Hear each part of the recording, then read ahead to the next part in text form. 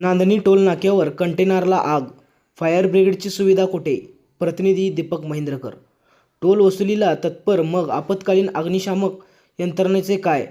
वाहनचालकातून सवाल. सोलापूर विजापूर रोडवरील नांदणी टोल नाक्याजवळ कंटेनरला अचानक आग लागल्याची घटना समोर आली आहे. कंटेनरमधून मोठ्या प्रमाणात धुराचे लोट निघत असल्याचे दृश्य समोर आले असून या घटनेमुळे परिसरात काही काळ खळबळ उडाली आहे.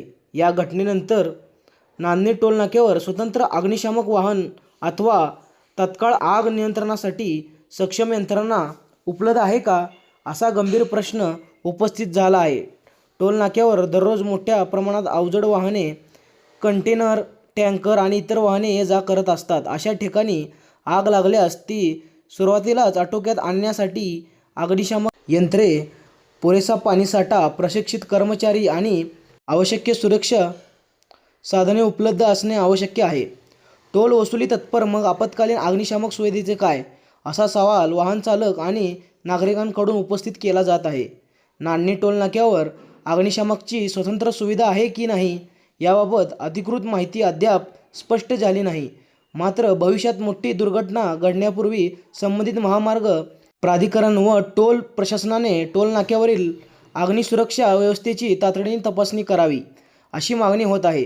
विशेषतः पेट्रोलियम पदार्थाची वाहतूक करणारे टँकर किंवा ज्वलनशील माल वाहून नेणाऱ्या कंटेनरला आग लागल्यास परिस्थिती अधिक गंभीर होऊ शकते. त्यामुळे केवळ टोल वसुलीची व्यवस्था न करता प्रवाशांच्या आणि वाहन चालकांच्या सुरक्षेसाठी आपत्कालीन अग्निशामक यंत्रणा सक्षम ठेवण्याचे गरजेचे आहे.